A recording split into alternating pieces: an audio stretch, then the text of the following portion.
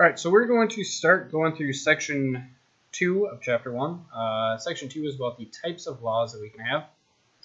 The goals for this section will be to identify the 4 sources of law, discuss how conflicts between laws are resolved, and to compare and contrast the criminal and civil law and substantive and procedural law. So the first thing that we're going to go over are what are the sources of law. So how do we know what the laws are?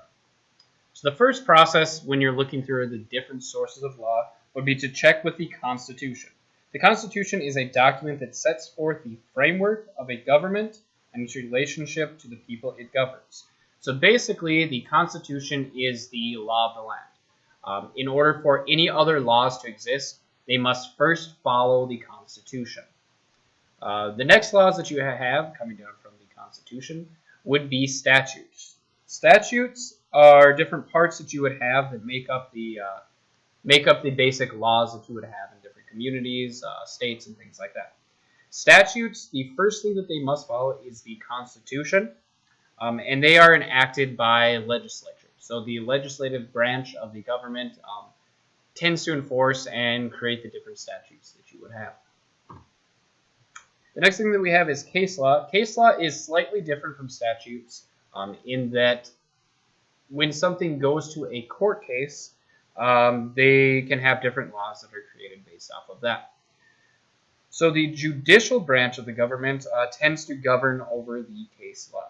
Case law is usually made after a trial has ended and one of the parties has appealed to a higher level of court. Typically, the only time where case law comes into major effect is if something goes all the way to the Supreme Court. Once the Supreme Court makes a ruling on something, such as we talked in section 1 with the gay marriage laws, you can have that start to carry down to the next levels through the law. A big thing that comes out of course law is what is called stare decisis. Stare decisis is Latin for let the decision stand. Basically what that means is if something happens in case law, so if a ruling is given out by the judge and jury that someone did a wrong, if they want to appeal to the next level, it must be a matter of the law being misinterpreted by either the judge or the jury. It is not able to be appealed to the next level of courts just because they think the decision was wrong and it wasn't the correct one in that case. If they are trying to appeal and it is not a matter of the law, then it would go through stare decisis, which means that the law would stand. Next thing we have is administrative law. Administrative law is what the federal, state, and local legislatures can all create. They create different administrative agencies, basically, which govern different portions of the law. So an example of that would be the FDA, so the Food and Drug Administration. They judge what is able to be sold in grocery stores, gas stations, wherever you have food that you're able to purchase, restaurants, and so on. They govern basically what can happen for those different branches of the American industries. Okay, so our first checkpoint is what are the 4 sources of law? So you can pause the video and answer these questions. So the next thing we have is what happens when laws conflict with each other. So as I mentioned before with the Constitution is the law of the land. Sometimes statutes or local governments try to create different laws, or the case law may turn out to be against the Constitution. So when that happens, the Constitution is the law of the land. So if something happens and it goes against the Constitution, it will be deemed what is called unconstitutional.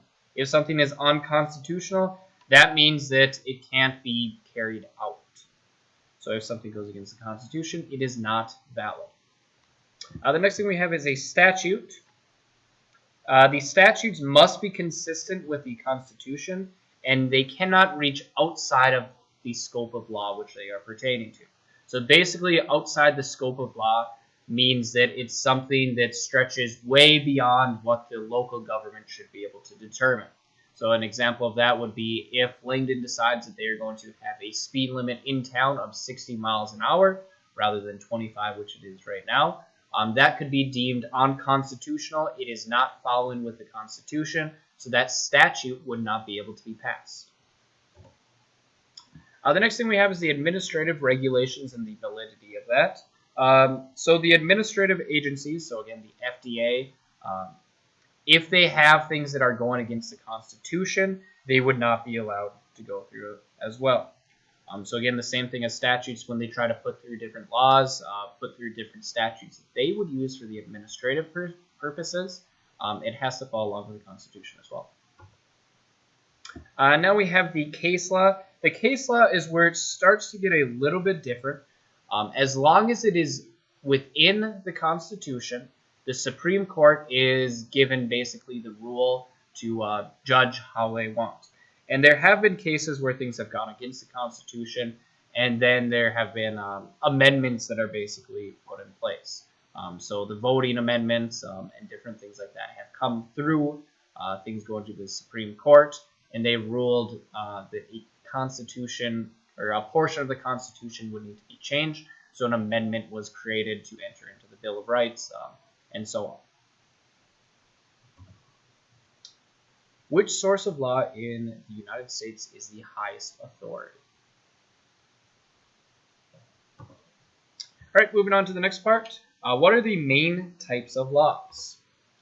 So the first types of laws that we have would be civil and criminal laws. Civil laws are what happens to a group of people.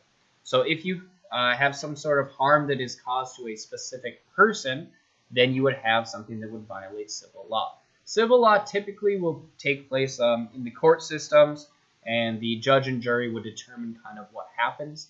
The way that differs from criminal law is when something happens that is deemed to go against society. So for example, if you were to murder someone, then that would be against the law. You would have something that goes against the criminal law.